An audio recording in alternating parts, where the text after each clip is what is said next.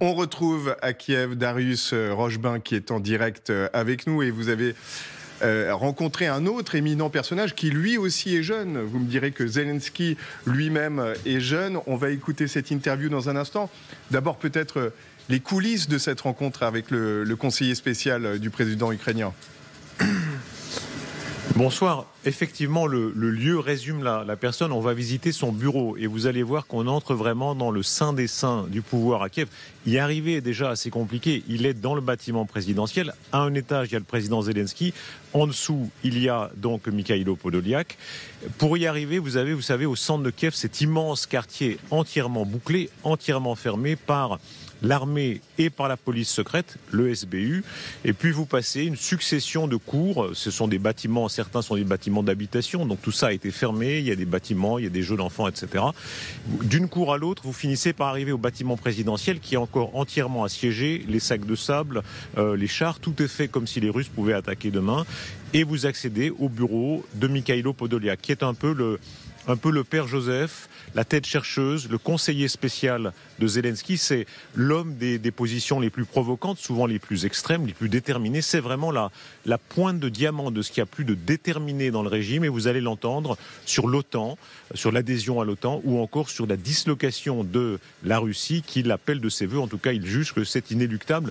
Jusqu'au symbole, il y a ce moment, vous verrez, où il sort le pistolet de dessous son bureau parce que depuis le 25 février de l'an passé, il est prêt à vendre chèrement sa vie et la vie de ses camarades si les Russes devaient revenir.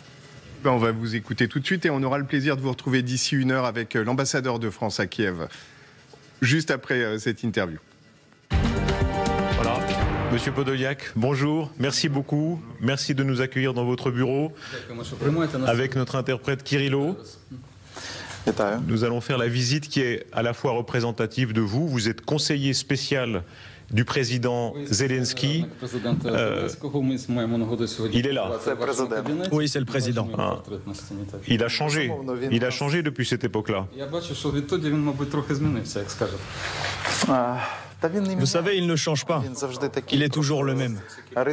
Mais son visage a pris du relief depuis le début de la guerre.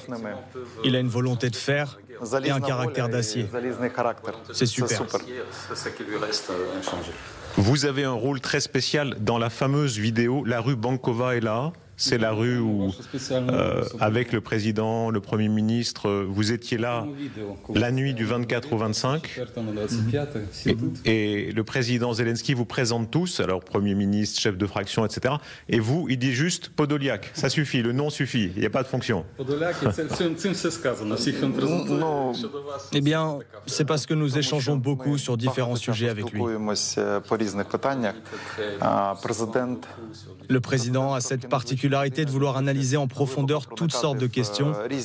Et pour cela, il faut toujours se documenter et être au courant de ce qu'il se passe pour pouvoir lui transmettre ces informations. Il peut appeler à tout moment pour demander de le rejoindre et lui expliquer ce qui se passe.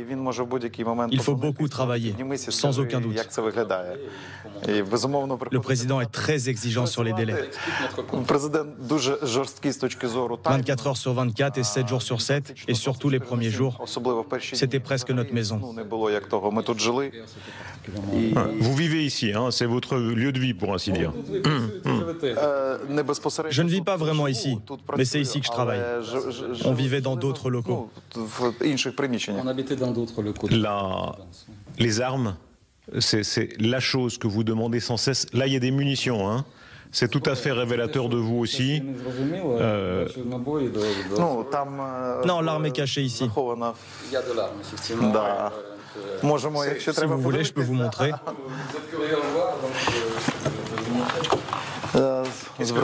L'arme est ici. Montrez-nous. Je peux vous montrer, mais alors rapidement.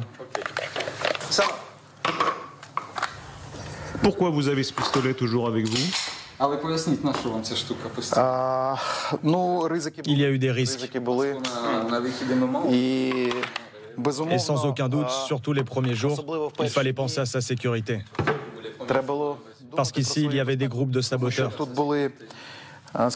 Les Russes voulaient rentrer par l'aéroport d'Hostomel, débarquer par là-bas et ils avaient pour objectif de s'emparer du quartier gouvernemental, d'éliminer un certain nombre de dirigeants du pays.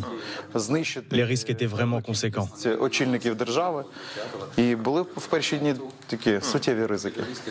Donc vous vous battrez. Si les Russes revenaient ici, vous vous battrez plutôt que de partir, dans tous les cas.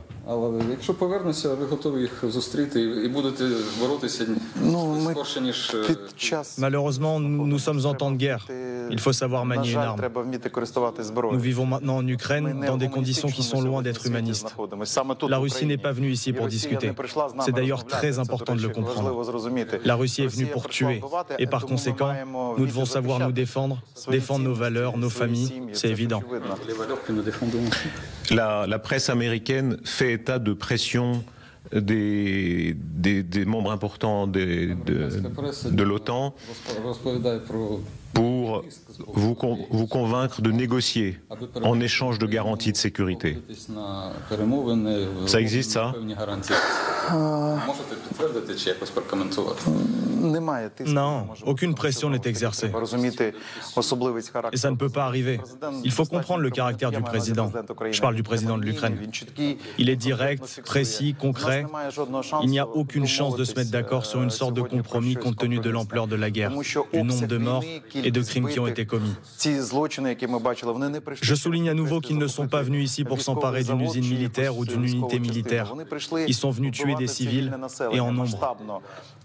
La façon dont ils le font est terrifiante. Nous ne pouvons pas les laisser faire, ni même nous arrêter à mi-chemin et laisser certains territoires occupés. Car après cela, l'Ukraine n'existerait plus.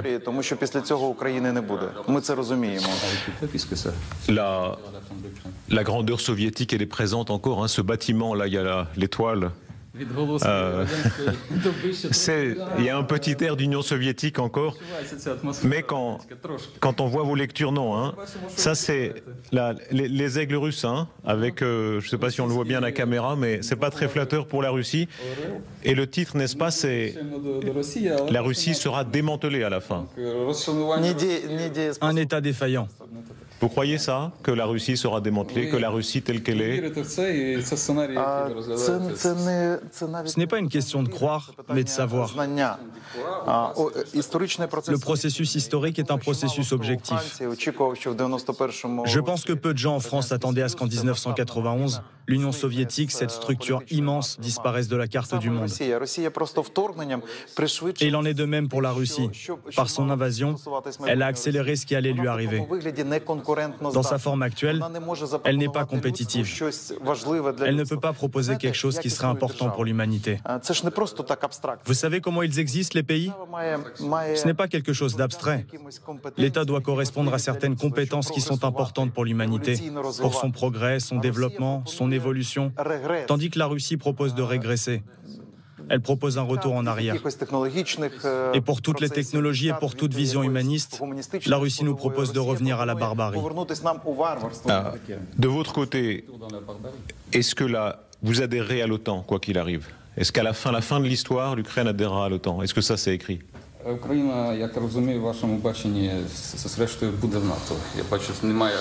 Ce n'est pas une question de comment nous le voyons. C'est de nouveau un processus objectif. L'Ukraine sera le seul pays en Europe qui aura vécu une guerre d'une telle envergure. Aujourd'hui, l'Ukraine reçoit les armes de différents pays, les armes de l'OTAN, des composantes qui étaient fabriquées en France, en Italie et qui seront intégrées dans un seul système. Oui, vous serez un grand pays de l'Europe. Vous allez compter. Quand vous entrerez, vous serez un grand pays d'Europe. Pour l'OTAN, l'Ukraine sera très importante.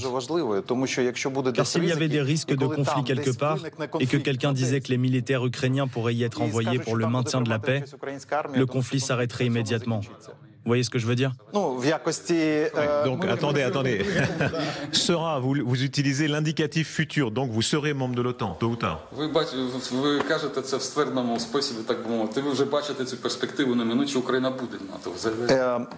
Nous nous basons sur une analyse, non pas sur des prévisions, mais sur des conclusions tirées de cette analyse et de tout ce qui se passe.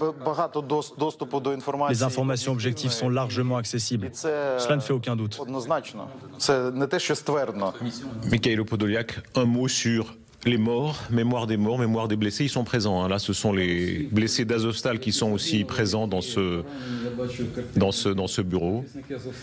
Ce sont vos compatriotes, ce sont aussi des gens dans votre propre cercle, dans les gens proches de vous, les morts, les blessés, ils sont présents.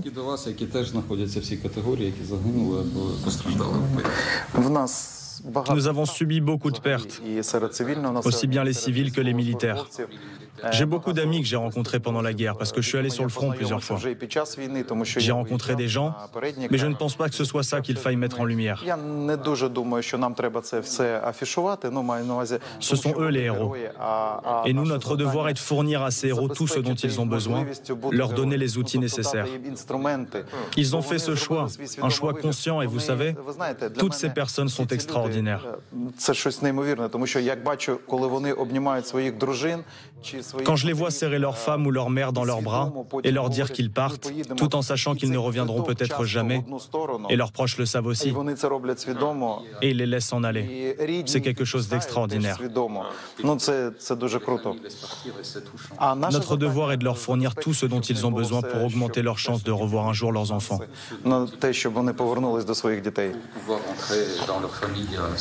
Vous êtes connecté au monde, il y a la petite tablette où vous êtes très présent sur Twitter, sur les réseaux, vous parlez au monde entier. La presse internationale, c'est le New York Times qui est là. Nous sommes télévision française. C'est de la sociologie, pour comprendre ce qui se passe dans le pays. Ah. On va feuilleter, vous allez nous faire le résumé. Hein? Oui, allez-y, sans problème. Vous savez, les conseillers spéciaux, il y a une formule sur les conseillers spéciaux, on dit toujours, auprès de tous les chefs d'État, il a 100 idées géniales par jour.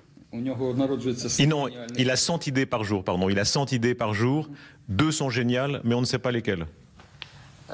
Він має 100 ідей на день, 2 з них геніальні, але точно не знаємо, які з цих 100 є геніальні. Oui, il faut parler de tout. Oui, il faut parler de tout. On pourrait dire que c'est très important que les idées naissent. Les idées doivent être prometteuses, mais il faut savoir comment les mettre en œuvre. Vous êtes la tête chercheuse de Zelensky, hein? Je le dirais légèrement différemment. Je dirais que M. Zelensky est quelqu'un de très créatif et c'est lui la tête pensante.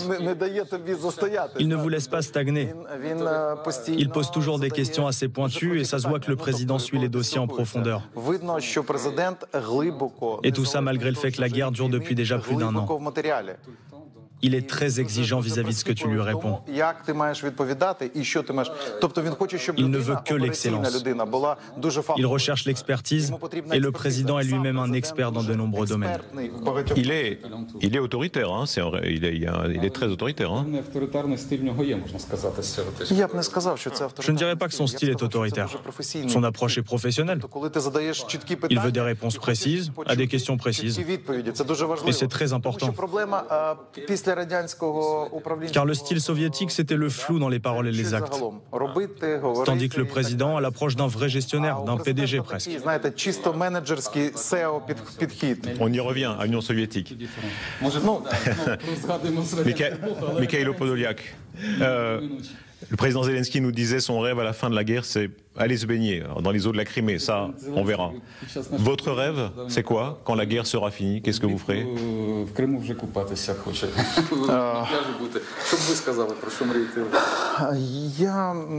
Mon rêve, c'est que le plus de gars possible restent en vie et qu'il y ait le moins d'enfants possible en Ukraine qui perdent leurs parents. Je veux que ces enfants retrouvent le plus rapidement possible une enfance heureuse. Parce que c'est très important. Je veux qu'il continue à penser que l'humanité, ce n'est pas que le mal et la guerre. Il est donc important qu'on mette fin à cette guerre le plus rapidement possible. Cela nous permet de penser qu'il y aura du progrès, de l'humanisme. Les enfants, c'est très important. Je vois un fort potentiel d'héroïsme chez nos enfants, parce qu'ils comprennent tout. En ce qui concerne la Crimée, nous irons nous y baigner, ça c'est sûr. Ça aussi c'est objectif. La Crimée est un élément important qui montre que la Russie ne peut pas exister sous cette forme. Personne ne peut arriver quelque part, voler quelque chose et penser que ça lui appartient. C'est primordial. Le droit de propriété pour son pays, son territoire, etc. La Russie viole les principes fondamentaux du monde civilisé. Et ça, nous ne pouvons pas le laisser faire.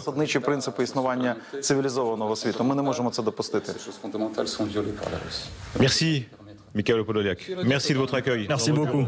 C'était super. Merci beaucoup.